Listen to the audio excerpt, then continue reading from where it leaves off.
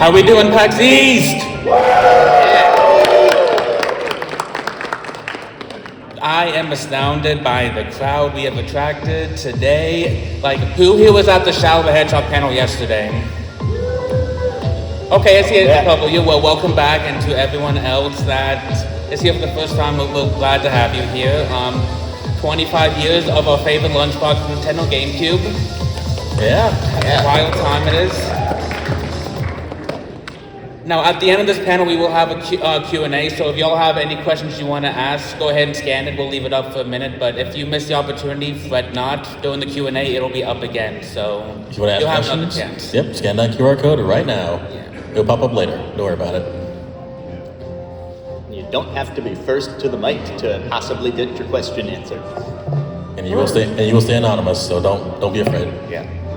Just get your questions ready, and we'll answer them later on. Meantime, we hope that you enjoy the panel. How's everyone's PAX been so far? Pretty good. Same here. This has been my third consecutive one. I'm traveling from Florida, so it's been a bit of a drive, but I'm flat, but it's always been a fun time. Indeed. I'll leave it up for another 15 seconds, and then we'll get this show rolling. Y'all must be pretty decent Nintendo fans in here who made it to the Nintendo booth so far. All right, let's get this show on the road. Now, here are the panelists. I am your host today, Nova the Artist 97, they, them pronouns. The GameCube, which is that silver one right over there, is the exact same GameCube I've owned since I was 6 years old, and my same copy of Double Dash, which both still work well. And I have been a huge fan of Nintendo ever since then. My favorite games for it are Metroid Prime, Resident Evil 4, and Star Fox Assault. Yes! Yeah. I like this crowd already. Hi everyone, I am Peter Ortiz with ShellshockPrime, pronouns are he, they, lover of the GameCube since 2002. I've started out with Super Smash Bros. Melee and Sonic Adventure 2 Battle, and then I grew my library to have like games like Soul Calibur 2, Capcom vs. SNK 2, and a whole lot more. But for me, it's all about the multiplayer on the Nintendo GameCube. And Resident Evil 4 is easily peak, even on the GameCube. So, that's all for me. Hi, my name is Khandr, he, they pronouns. So I'm going to be the odd one out here because the GameCube isn't exactly my favorite console. I know you can boo me right now, but you know, I would say that the GameCube is a console that I respect very, very highly. I really got to understand it more after it came out. But I played it very young as a kid. I played Melee at Nintendo World back in 2004, and I played Jungle Beat on a little beat-up like Toys R Us kiosk in 2005, and I nearly got that $99 bundle. But I was like, hey, the Revolution comes out next year. Let me wait for like, I don't know, a couple months. So I kind of missed out, but I still do enjoy GameCube games. And of course, you see my favorite GameCube game, of course, Zelda's Twilight Princess. Gotta love it. Gauntlet Dark Legacy, which is kind of like a low-key favorite, and Piano 3. So there we go. I go by Azran127, he, him pronouns.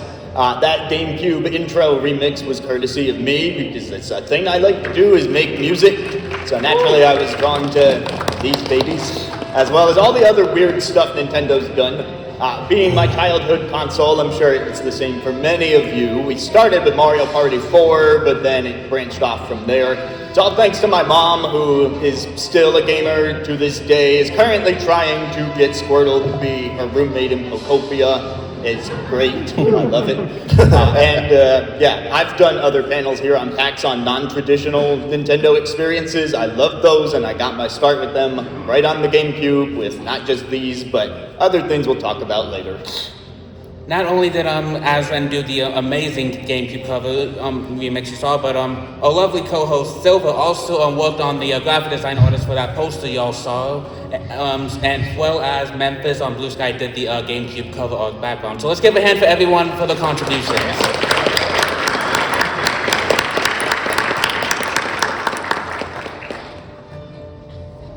And hello everyone, Kyle Gaymer, he, him pronouns. So the GameCube is pretty much why I'm a Nintendo fan today, because I never had an NES, Super NES, or 64 growing up, so the GameCube is why I enjoy so many games, and it's like really like a lot of fun games, and my favorite one is like, it was a really hard choice to pick my top 3, but Sonic Riders, like, it was so phenomenal, and Pokemon XE, it was like, back to the OR region, There like, you go. and it's plus it's like on the Switch too. There we go. Yeah.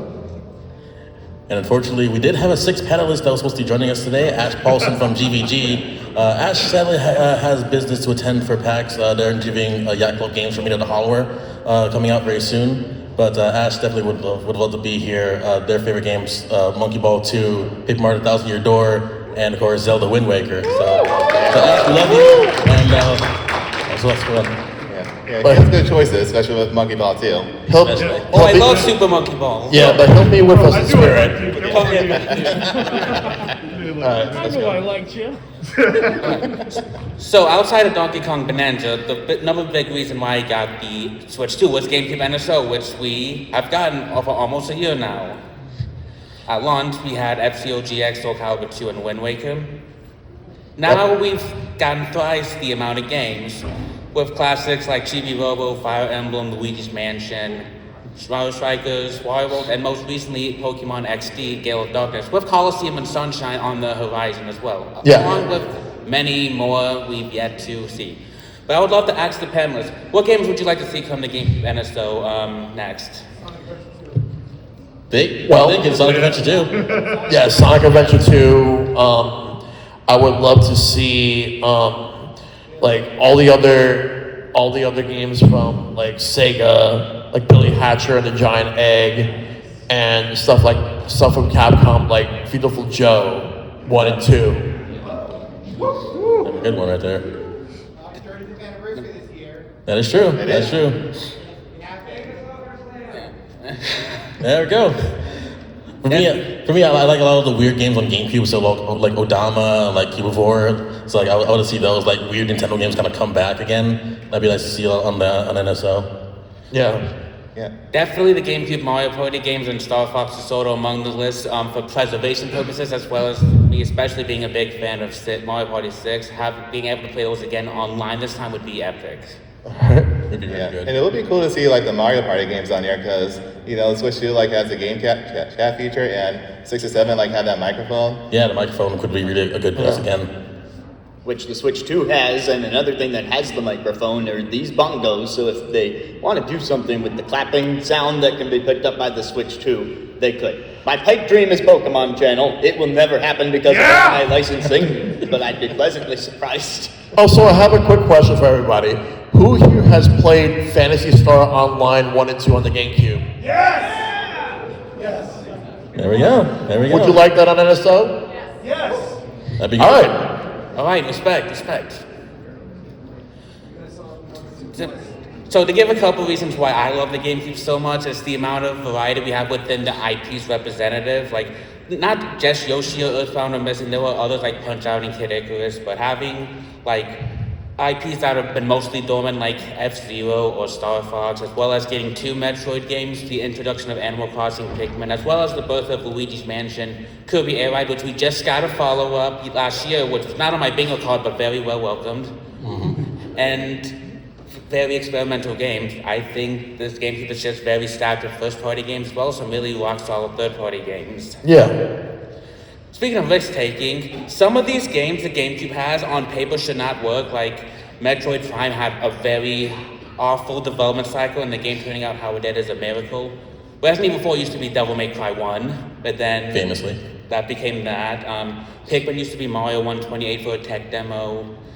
Eternal Darkness Endless Requiem is its own beast, but definitely a cult classic, as well as other various games, like Luigi getting a tech demo spin-off game that launched alongside the console while being so beloved that we got 2 sequels over a decade later, but still very much Very much miraculous. well-loved. And with Wind Waker being Wind Waker. in the best way possible in today's standards, but people were very torn back in a sense with the art direction change, but now it's looked back very fondly. So GameCube took a lot of risk, and with all these cases, they paid off and then some. Yeah. So this is also marked when the change of an era where Sega and Nintendo would become buddy-buddy with a bunch of these various games, as well as a couple licensed games Sega would publish. They would have a really big presence on the GameCube. Really bummed Jet Set Radio never came to GameCube, but it is on Xbox as well. But and would also mark the birth of Monkey Ball. Billy Hatch only had the one game, but that's where it debuted. Skies Arcadia as a cult classic, and so on. Yeah. I threw in Puyo Pop Fever just because I feel like Puyo's got one of those under rated series for sure. Yeah, and having the two adventure games, it was good because I never had a Dreamcast, so I had no idea about the adventure titles. Yeah, for someone like me who grew up with the 16-bit console wars where Nintendo and Sega were competing head to head, I never thought that we would ever have Sega games on a Nintendo platform, and for the GameCube to be the one to break that mold was wild for me. Especially playing Sonic on a Nintendo platform, it was that moment where you never thought you would see that day, but once it happened, now it's normal, but back then it was just huge. It's different. It's like the old WWF WCW whole scenario back then. I don't know, for most people who played maybe Sonic Gems collections in the past, that was a big gateway for a lot of Sonic fans growing up. Fun fact, the year 2001 was such an interesting year because Sega started releasing stuff on Nintendo platforms, and then the same year was when WWF bought WCW. Yeah. How wild that year was. Yeah, a lot of things happened in 2001 for reasons. I love Super Monkey Ball for its physics platforming. One of the first ever Twitch streams I watched was just Monkey Ball speedruns, because those take such finesse and they are a sight to behold. Nice. And my very first Sonic game, I mentioned this in the Shadow panel yesterday, was Sonic Heroes, and that was the first truly original multi-plat brand new Sonic game, and the GameCube version is considered the best version of the game if I recall correctly. That being my introduction to Sonic basically still has me in a sense associating it with Nintendo, although obviously it's Sega because the Genesis and Dreamcast and Saturn and so on. But as someone that's that's turning 29 in a couple months, someone who didn't get into gaming until after Sega became third party, it really adds a different perspective to what Sega is now and was back over 25 years ago. Oh, there we go. Yep. So there's a lot of multiplayer games on the GameCube. Obviously, the N64 had some really good couch co-op multiplayer games that you could play, playing Mario Kart games or Mario Party. But then at Smash Bros. But on the GameCube, it's basically that, but in a whole new level, because not only in terms of how the graphics were, but also in terms of the type of games that we got, when we got Mario Kart Double Dash, being able to use two characters at once as opposed to just one character. Melee was much faster paced, and it's a lot more technical than the original Smash Brothers. How deep we got the Mario sports games like Mario Golf, Toadstool Tour, Mario Power Tennis, and we even got new sports games like Mario Superstar Baseball and Super Mario Strikers on the platform. Just how in-depth those two games are in comparison to the golf and tennis. Then GameCube also has a solid list of fighting games. You have Capcom vs. SNK 2, Soul Calibur 2, Mortal Kombat, Deadly Alliance and Deception, and even something niche as there was a Hudson Soft Konami Takara fighting game. There's a Dreamwave Mega Mix game show style fighting game. It's actually pretty cool. And also Naruto Clash with Ninja. Yes. Yeah. There we go. That's where Simon Belmont could face off against Optimus Prime. That did exist. Yes, that is a thing. Also, Sonic Adventure 2 Battle multiplayer is really good. The Mario parties. My personal favorite being 4, but you can't go wrong with any of them on the GameCube. Maybe except 7, but like, or 6, but like, that's just me. Personally. Shoutouts to Godzilla Destroy All Monsters Melee for being fun. And honestly, like just any type of multiplayer game that you can play on the GameCube, it was a much better multiplayer system, in my personal opinion, than PS2. Yeah. Also, Def Jam 5 for New York. And Vendetta. Not shown on this slide, Kirby Air Ride, which was so good it came back. So, yeah, multiplayer was peak on GameCube. Besides, who needs Mario Party anyways? Has anyone played that game, by the way? Mary Kate and Ashley? Sweet 16? It exists. Yeah. Round 16. It's weird. I'm the guilty one who got people, like 7 volunteers Victims. to play this game. For his birthday, and we're like, For my birthday. You know what? We're not doing this ever again. Shout outs to that review from Some Call Me Johnny when he did this. Yeah. All right, so one pivotal part of the GameCube mythos is something called the Capcom 5. So there were 5 games that were in production from Capcom, really to kind of bolster the GameCube's, I guess, like personality and also library, because it wasn't really selling as much, it wasn't really moving in numbers, and Capcom really wanted to believe in this thing, so they wanted to really put their muscle in it. They had Shinji Mikami, Hideki Kamiya, Suda51 putting games on it, and of course there were indeed 4 titles that came out, so technically it's Capcom 4, but there were 4 games. Feel free to shout out if you know them. Resident Evil 4, Beautiful Joe, Killer 7, Piano 3, and Dead Phoenix. Exactly, no one played it. So basically all these games came out between 2003 and 2005. Dead Phoenix never came out. It was supposed to be like Panzer Dragoon, but for Capcom. For some reason, it just died. And the biggest rumor back then was like, oh, it's gonna be like a new Kid Icarus revival, which, that was a different game altogether. But Beautiful Joe, Resident Evil 4, Killer 7 all sold pretty well on GameCube, but Capcom was like, the returns on this isn't really enough. We need to put this multi-platform. So eventually, those games came to the PlayStation 2 over time, and it actually did piss off Mikami and company. Yeah. And so what happened afterwards is that, as they were so mad, Mikami and Kamiya eventually would go on to leave Capcom. They did form Clover Studios. They worked on Okami, very, very popular franchise. But they left with Asushi Inaba, to form Platinum Games in 2009. Of course, Platinum Games, well known for Bayonetta and among other amazing franchises. Mikami would then go on even further to establish Tango Gameworks. They worked on Evil Within. They worked on Hi-Fi Rush. And now he's on a new studio entirely, working on an unknown game. Of course, Hideki Kamiya, very, very interesting man on Twitter, if you've ever seen him before. I've legendarily been not blocked by him. I am blocked by him. You got blocked by him. I never got blocked by him. You never did get blocked by him, did you? No. I asked him the Keiji Inafune question, and I didn't get blocked, surprisingly enough. Yeah, in fact, your question appeared in multiple video essays on Mighty No. 9. Yeah, I know, right? For some reason, that's tied to my legacy. So in a weird way, the Capcom 5 extends to me, which is kind of funny. but over time, Suda51 would get a huger clout. They'd work on No More Heroes. They would work with Mikami again on Shadows of the Damned.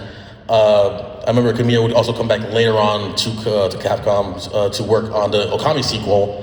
And of course, like I said with Mikami, he's been bouncing around here and there more or less as a forefather, stoking young minds and starting up new studios. So the Capcom 5 really is one of those pivotal moments in gaming that people maybe gloss over, but really it did set the stage for Japanese game development kind of going forward.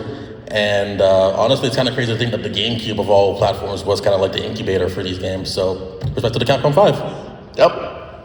And what I find most crazy is that with Suda51, he wasn't a part of Capcom. He was his own beast entirely. He's made games before Killer 7, but Killer 7 put him on the map, and after that he would get stuff like No More Heroes, Lollipop Chainsaw, Shadows of the Damned. Romeo's a Dead Man. Yeah. Yeah, but most recently came out and then with Shinji Mikami going on from his whole days with Capcom, from his whole days with Taylor GameWorks to now doing a rhythm action game. Yeah, quite different, but it works.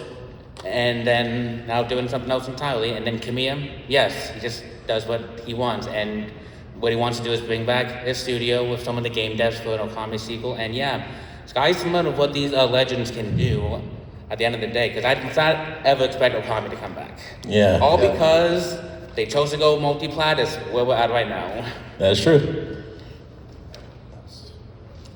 All right, Suda51 especially can get very eclectic, but now let's talk about Nintendo getting weird.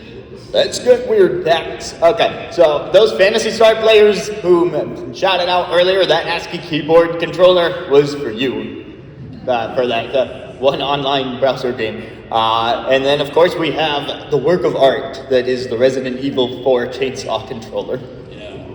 But those are just some quick honorable mentions. Now the ones that I have more experience with.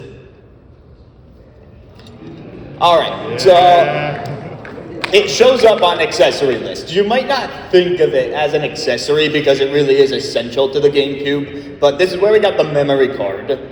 And I bring this up because it did have some unique features that one thing I love about Nintendo is when they go unique and non-traditional. So having Animal Crossing, I mean, honestly, in a way, we've gotten a downgrade since the GameCube days because back on the GameCube, you had one town per memory card, and then you could travel between them at the train station by having both inserted. You could go from one save file to another, visit each other. And so me and my brother, we could each have our own Animal Crossing town on the same system. Now New Horizons just wants to take that away. So like, thank you, memory card. Even though it was very easy to fill you and I had to manage files quite a bit.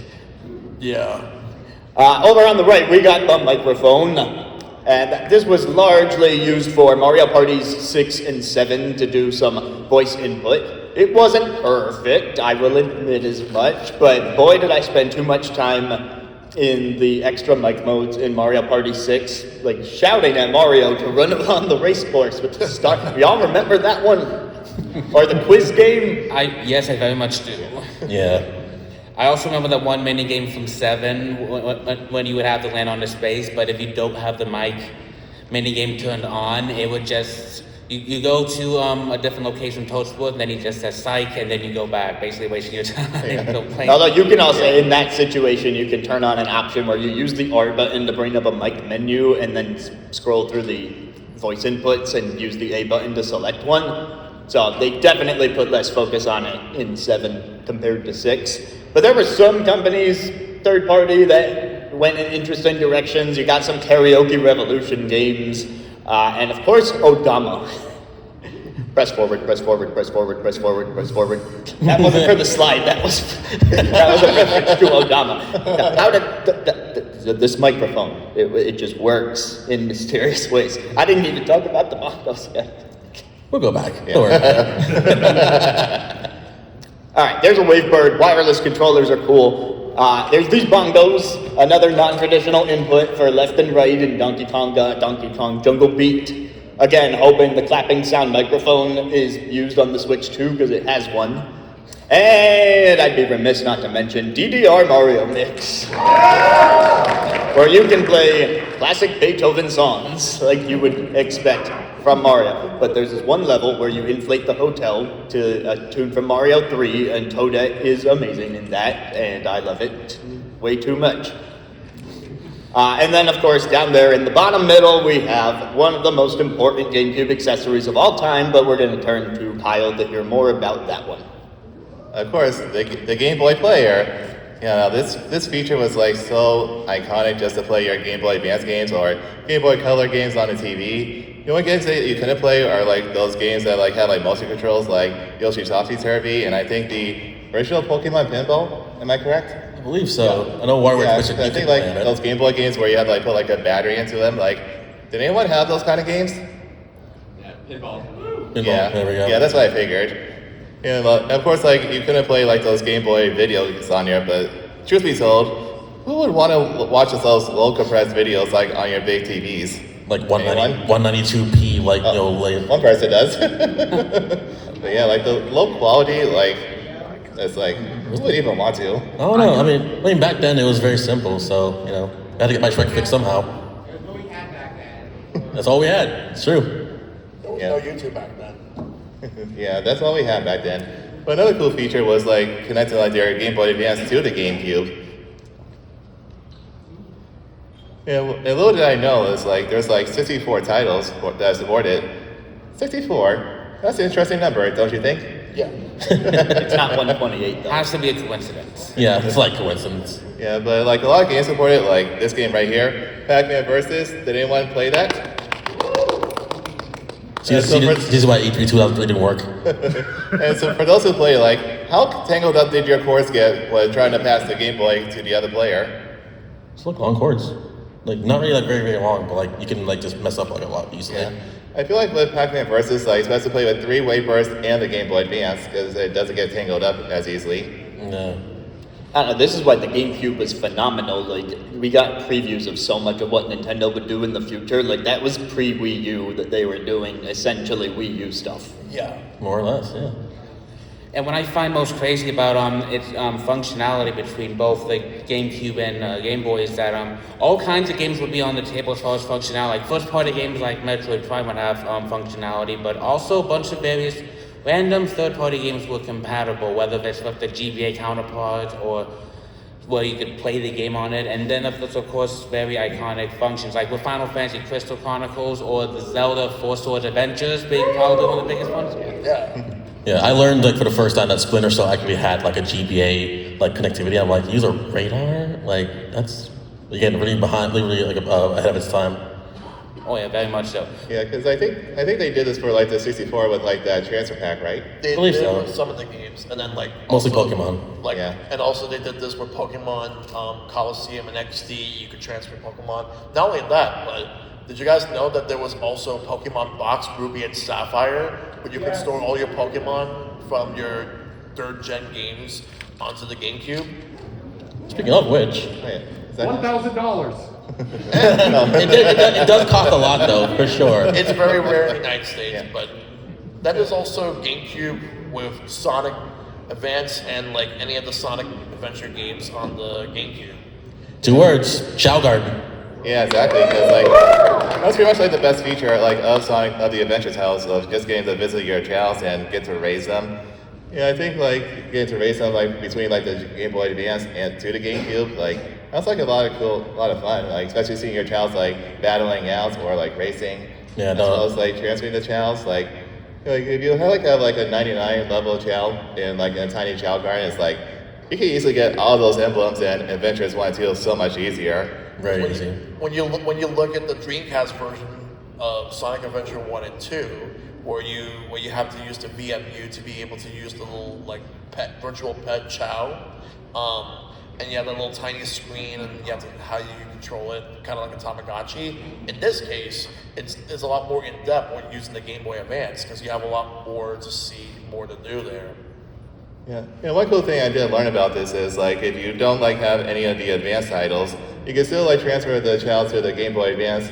And like if you do like Sonic Adventure DX, you got a very unique mini game on here. You do. Yeah, where pretty much like Cheese will help you, will ask you to find a chow, and then the call will tell you like where the chow is. Like, did anyone play those? No one played. I saw one hand. I don't the only one who knew about that exclusive mini game. Yeah, one person did. Oh, like who raised their hand? Way back there. Thank you. Our hero. Yeah. But with the future versions of the Sonic Adventure games being like the 360 or Steam versions, for example, we do lose this really nifty functionality, which does give the GameCube version its own identity, and Dreamcast version their own sort of identity, which is why they're still highly sought after version of the games because of this really nifty functionality. And now going back to Pokemon, as you can see right here, because we have like all those Pokemon games on the GameCube. Like you have Pokemon Coliseum XD and Pokemon Box, with Pokemon Box being like one of the most expensive games to get on the GameCube because in North America, when it released here, it had a very, very small print run because it was a Pokemon Center New York exclusive, which Why they made it an exclusive, I have no idea, but that's how it was back then. So you would be able to store all your Pokemon to the GameCube through the memory card. It came with a memory card that was Ruby on one front and Sapphire on the back. So you would be able to bring all your Pokemon from like Ruby, Sapphire, and all that to Pokemon Box to store them. And you could get some cool stuff. You could get some cool Pokemon with moves that otherwise you couldn't learn.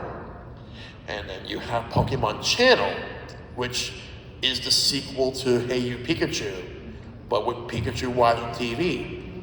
And it even had an anime, the Pichu Brothers. And Meowth Party. Side by side, it's Pichu and Pichu. And then like it had some e-reader cards as well. You still have them? Yep. Oh, yeah, See, I didn't see those. Behold ones. Yep. So you can use those to scan them, and you could be able to get Jirachi from Ruby and Sapphire in Europe. However, for Pokemon Coliseum, there was a pre-order disc where you could actually be able to bring Jirachi to your copy of Ruby and Sapphire, which I actually do still have that disc, by the way, but it's very expensive now. But if you pre-order like Pokemon Coliseum, you're gonna get that bonus disc. And with Coliseum, you could be able to bring your Pokemon from your Game Boy Advance games to the GameCube to battle in 3D, just like you would in Stadium, but now with the Ruby and Sapphire Pokemon. Yeah, which I thought was very revolutionary at the time, just getting to see your Pokemon in full 3D, because I never like had the Stadium title, so it was like really revolutionary. And speaking of Pokemon Box, like I have a story about my experience, because you said like it was only available at Pokemon Center in New York, right? Yes. Was it also available on the Pokemon website? Yes, It was, like, I think for a short time. for a limited time. Yeah, so because that limited run, like I really wanted the game, and I saw it on eBay, and teenager me asked my parents to order it, and I got it, and I put the disc in the game, in the system, it wasn't loading, I thought it had to be cleaned, and after carefully looking at the box, I realized something. It was an import from Australia. And I kind of screwed myself Nintendo. of not knowing about region locks back then. Yeah, yeah. Nintendo kept region locking their consoles until the Wii U. Well, until the Switch, actually. Yeah. Well, the Wii U being the last one. They actively did that, but Right. but the GameCube was region locked. But apparently, if you, well, I can't really talk about that. Yeah, we'll save it for later. Anyway, so yeah, Pokemon XD, same thing as Pokemon Coliseum. It's basically just that and more, because both of those games you can be able to catch Pokemon through the snagging, through the snagging technique, where you can catch a Pokemon, purify them, and then transfer them to your games. And in Coliseum's case, it's mainly Gen 2 Pokemon that you could not find in Ruby or Sapphire. So it was cool just to get these Pokemon to bring them over. And the next D, you have the Shadow Lugia, and you had other types of Pokemon where they learned moves they otherwise couldn't learn on their own in the actual games. So it was pretty cool. Also, Coliseum and XD are just S-tier soundtracks. Yes. Oh yeah. Yeah, and can't forget about how Pokemon Coliseum, like in the battle mode, you can actually like use your GBA team to transfer them over there. That's true. Yeah, that's the only thing that XD is lacking. But at least in XD, we got like Battle Bingo and Battle CDs. Also want to point out real quick, in Coliseum, the main character looks like a bootleg version of Cloud, and there's a villain who looks like a bootleg version of Sephiroth. I'm not joking. Wait, really? Yes. Oh, Hopefully we see it on NSO. I did not notice that. Yeah, Wes is basically Cloud from Home. Nazgul is basically Sephiroth from Home. And to those that are playing the game for the first time, I hope you love the Pokemon Ludicolo. You'll be fighting him a lot. Oh, Mirror Bead. And the Mirror Bead theme is a bop. Right. So with all that said, happy 25 years to our favorite Lunchbox, Nintendo GameCube. In serendipitous timing, it seems we're gonna have 25 minutes for the Q&A for the 25-year anniversary. Yeah. Slightly less now, but who's counting? How ironic. All right. So for those that still want to ask a question or haven't done it yet, feel free to scan the QR code now, and we will be answering them. In the meantime, we do have some questions already, so thank you up ahead. So I guess we'll go with one question so far. I would say for this one, I got one we can open with if we want. go for it. This felt obligatory to ask, and it should be a nice, easy question. Can you feel time slipping down your spine?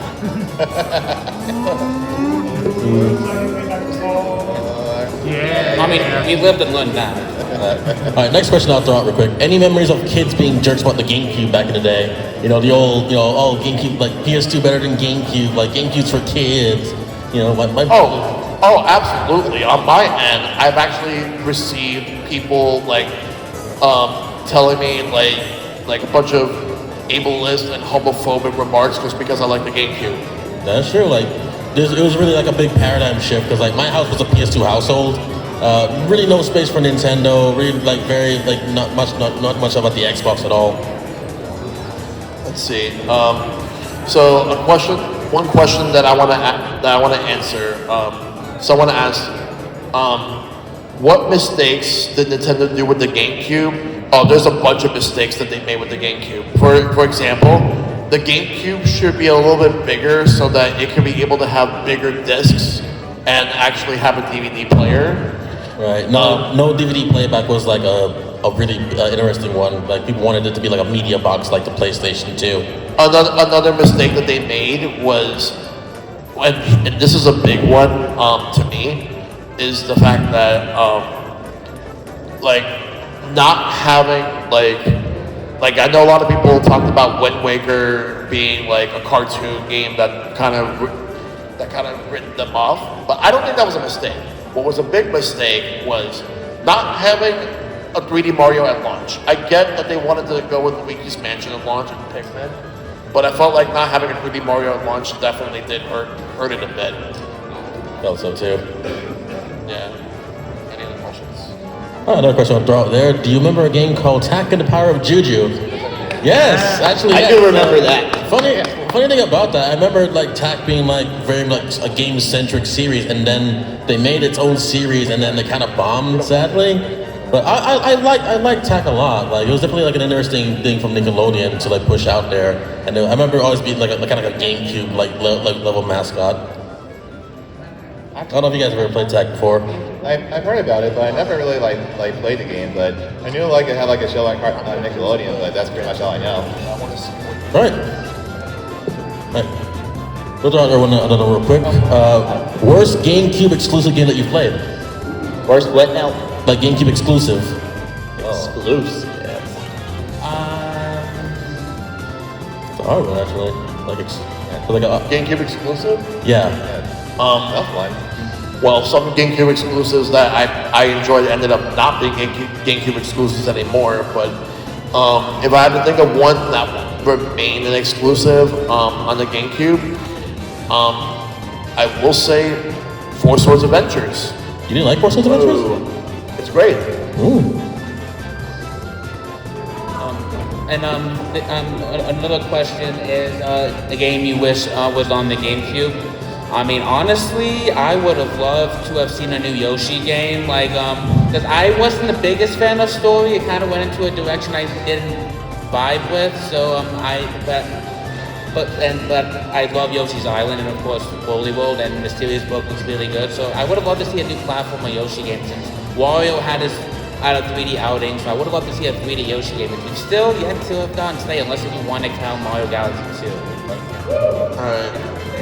Yeah, I mean, the GameCube was my first console, so I didn't have any N64 memories to work off and think of what should be on the GameCube that didn't carry over. But that said, I played DDR Mario Mix, and I feel like if we had one with that was more fleshed out, maybe a sequel. Okay. Hey, here's a good question. What is one rare game you regret not owning but wish you had?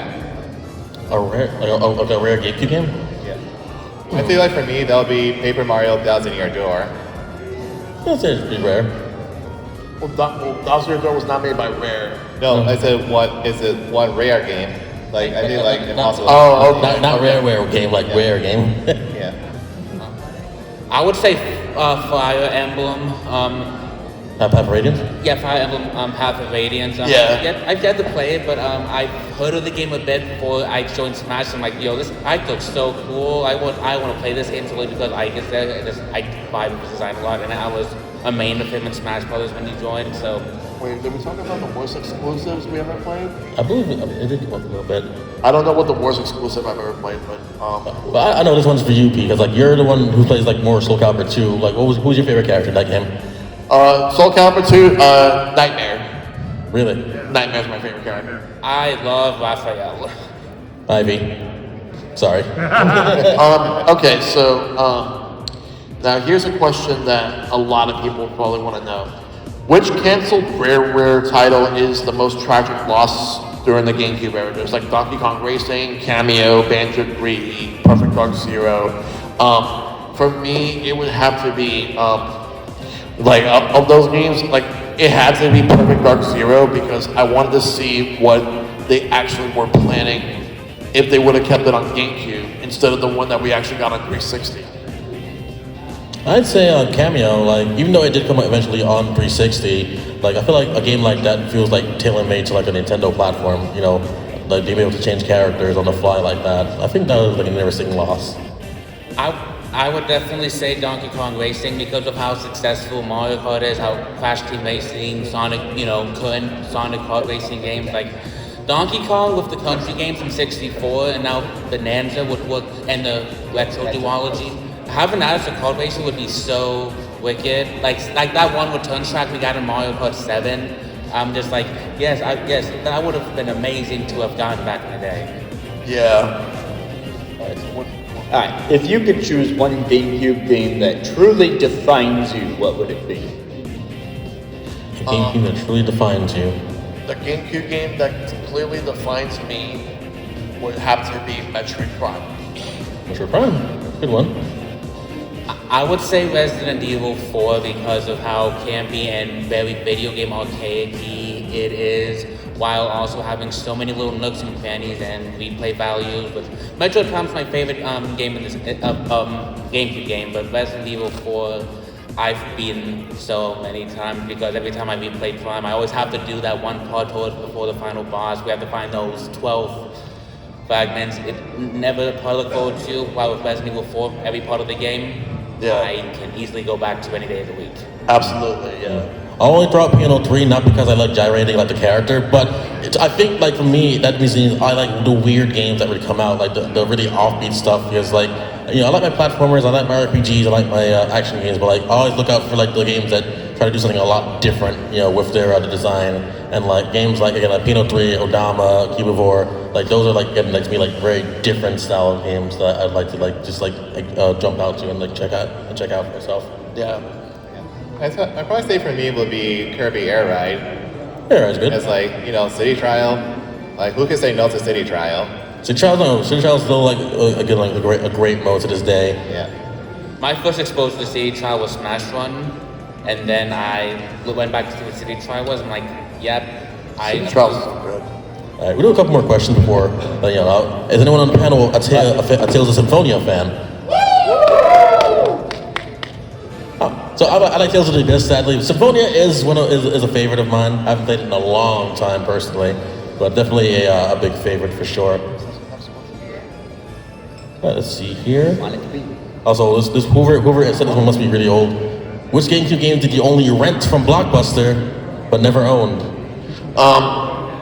Well, I own it now, but back in the day it was WWF WrestleMania 18. Oh yeah. It was okay. It was an okay game. It wasn't great, but It was a step down from No Mercy. It was a very good step down. All right. Can't really think of any games that I rented but didn't own, but I think I remember like renting like Mario Party 4 and 5, but then I bought it later on. Okay. The only one I recall renting a bunch and beating a bunch was the Luigi's Mansion. Like, I had a friend over one time when we were in our single-digit age. We beat it in the night. Yeah. All right, we're gonna do like last 3 questions here. All right, it's gonna be interesting. If you had to delete one game, Mario Sunshine or Luigi's Mansion? Okay, sorry, Luigi, I am a Mario Sunshine defender. To cycle back to that previous question I didn't answer, if you were to define me as a person, it would be that game right there, one of the very first ones that I played following Mario Party 4. Sure, it's broken in some places, it's a little erratic, but it's non-traditional and it's fun in a very unique way. It gives you a lot of freedom of movement. Speedrunners are still at it to this day, even in the 100% category. Yes, I have memorized every one of the 120 blue coin locations, including which episodes they appear in. So, yeah. Well, I'm just a ray of sunshine. Well, I am going to be that person and say that between the two, I would get rid of Super Mario Sunshine. Because one, I think Luigi's Mansion is fantastic, and two, Super Mario Sunshine is highly overrated because it has a lot of issues that people don't really want to admit. One of the biggest ones being that the flood definitely holds you back. The fact that you have to use the flood in order to clean up, to me, is a complete waste of time. And I feel like not having the long jump was not that great. Like, they did bring the long jump back to Galaxy, but it's just that I expected like an actual like sequel to Super Mario 64, and to me, it wasn't it. It's not a bad game, don't get me wrong. I think it's a pretty good game. I just was disappointed with it. Cleaning is a waste, they say. As if we don't have, like, okay, y'all will agree with me if you've played Pokopia. Like, the meticulous act of, like, getting things exactly the way you want it, cleaning things up that are in disarray in this post-apocalypse world, that's what keeps you playing the game. And in Sunshine, they give you all this goo everywhere and a way to clean it up. So it just clicks. Indeed. All right. So what do you say, Nova? So I also don't like Sunshine at all and love Luigi's Mansion, but here's the plot twist. I'd rather get rid of Luigi's Mansion because here's why. Hear me out. If it wasn't for Sunshine, I don't think we would have ever gotten Galaxy or Galaxy 2. Because I think Sunshine was a really excellent opportunity for Nintendo to, learn from what was and what didn't in Empire to Galaxy and Odyssey. Because if I remember correctly, I think Sunshine was a rushed game. Like, it cut some corners. They did. Interesting. So, because there definitely was more planned content that was cut from the game. Like, for example, there were only 7 full worlds in this game and a lot of shine spines, with most of them being blue coins. So I have a theory that I think they had to cut corners to get the game out by a certain point. So Sunshine I don't dislike. I do like the game more than I don't, and I love the Luigi's Mansion, but I don't think we would have gotten Galaxy for Sunshine, so. That's fair. All right, I got one. Super Smash Brothers Melee. I was gonna say before you cut me off for a second. I was like, there's one, you can't really follow up Super Mario 64 in any way. Like, it's very hard with Sunshine, so I just delete that. Yeah. And Kyle would say? Yeah, I would delete Sunshine as well because, like, that game is, like, as nice as it looks, the difficulty in that of trying to, like, 100% it all. At least, like, Luigi's Mansion is, like, one singular pass, well, Sunshine is, like, multiple paths you have to go through. It's like, That's kind of how it is. yeah, it's all over the place. Okay. Super Smash Brothers Melee or Mario Kart Double Dash. First things first, kart is spelled K-A-R-T, not C-A-R-T. And second, That's fun. I was looking at that. and second, Mario Kart Double Dash is better than Super Smash Brothers Melee because at least the fans of Double Dash are not toxic. That's fair. That's fair. Yeah, but in all seriousness, I like Double Dash more. I think it's a lot more fun than Melee because it gives me a unique feel of what a Mario Kart game could be, whereas Melee is basically just what the original Smash could have done, but couldn't because of hardware limitations. So Melee was better. So that's just what it is. Melee is just a better Smash 64, and then Mario Kart Double Dash, which is probably one of the few Mario Kart games that's very unique to the franchise. What do you guys think? I think again, Mario Kart Double Dash is a very strong entry in the franchise. Again, personally, I've had no beef with it. Sometimes I would think it's overrated, but over time, I felt that it's a strong entry. Melee has its own like life unto it. So my own personal feeling was that it's a strong game, but I feel like Double Dash feels like a more fun, multiplayer game altogether. And it's still the only time Mario Kart has ever done, the two-player kart mechanic. Like seeing something like that with how Mario Kart World controls and feels, that would be so wicked. But it does in a sense give it its own identity. But with Melee, that game is held together with duct tape and glue. Like the fact that it's Kinda is. like the fact that the game is as good as it is isn't a miracle, and that soundtrack is still, mega. But yeah, let me put it this way: can you play as a Koopa Paratrooper in Super Smash Bros. Melee? Exactly. I just prefer racing games to fighting games, if you catch my drift. Besides, Soul Calibur 2 is a better fighting game than Melee. Yeah, I'm probably going to be the odd one out and going to say Melee because Melee has a lot going for it, especially like for single player. But Mario Kart Double Dash, like the only single player thing you can do is like Grand Prix and time trial. So, like pretty much like battle and versus, you need a friend Sylver, and I lived alone, didn't have friend Sylver, so I couldn't experience any of that. That's fair. Completely fair. I saw a mention of Pac-Man World 2, and I have to say, yes, I remember that. I am very glad it came back, and definitely a childhood 3D play. I even remember Pac-Man World 3, which is not as good, but like it's not a bad thing. I would love like a 3 repack that actually fixes what was could be improved about it. Okay. Yeah, fair. Alright, remember this is the last question. Do you play your GameCube on the Wii after it launched, or do you still play on the GameCube hardware? It depends on the game. Like if you're gonna be playing like most games, I would play on the Wii hardware mainly because right out the box you get the upscaled resolution that the GameCube can do that you need to have certain cables for. Right. Wii has that out of the box. But for GameCube, like games on GameCube hardware, if I had to think of any that I feel like is more appropriate on that, I would probably have to say like the Mario Party games. They're good to work on Wii, I'd say. Anything with the Game Boy player, we had that whole section. You can't connect that to the Wii. Yeah, you can't connect your Game Boy players to the Wii. Unfortunately. I mean, obviously. So, yeah. Alright, I guess, anything else for that? Yeah, I pretty much like play all my GameCube games on the Wii after it launched. I mean, after all, the GameCube was like what, two Wii's, like two GameCubes stuck together, so no difference in all. Yeah, and pretty much if I ever still use my GameCube, it'll just be for the Game Boy player.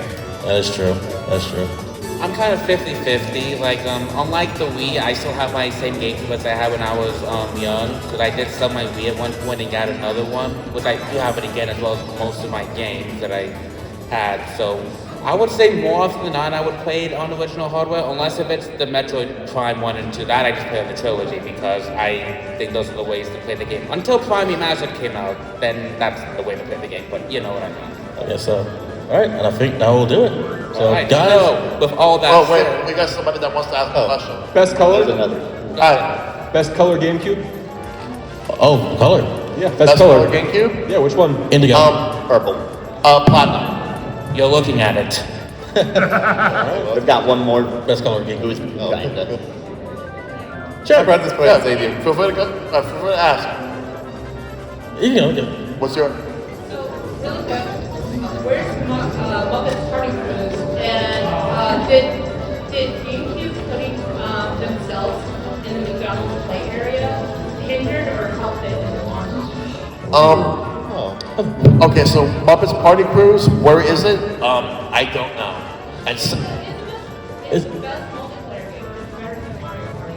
it's there. Better than Mario Party? Better than I Mario Party. I have to check it out. I'll check it out. Thank you. We'll have to do Like Muppets that. Party Cruise in the future. Maybe someday on definitely on Twitch. We'll figure it out. And for those McDonald's like play place, Happy Meal stations where you get to play GameCube games. Did it hinder or help? To be honest, I don't know. I honestly don't know for sure. Well, look, if your option is put it in the McDonald's or put it in the dentist office, which is what happened with the PlayStation when I was a kid. Like my pediatric dentist office just had PlayStation and Xbox stuff in the lobby. So I don't know. I like the dentist now, but back then maybe there's a negative association, and maybe Nintendo made the right call. Yeah. All right. Yeah. I think we're there. Did anyone have any more questions? I have a question. One quick? So, of the third-party developers, who cooked the most for GameCube? Capcom. Capcom and Sega. Yeah. Capcom and Sega were like the main two. Lucasfilms did a pretty solid job with Star Wars games. Does They did. Hudson count as they helped on the Mario parties, but those are first party. Yeah, Hudson did pretty good on GameCube, but it's really like Capcom and Sega that were like the top two on the platform. I'll say Sega to be a little different because Monkey Ball and Sonic, and I love them. Yeah. All right.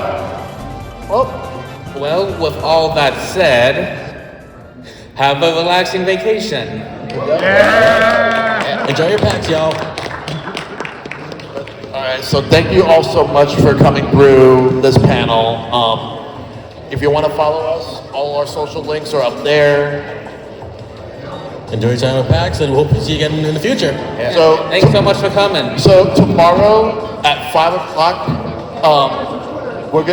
tomorrow at 5 o'clock we're gonna be here for the Nintendo Feud. So make sure to tune in. Make sure to come in for that.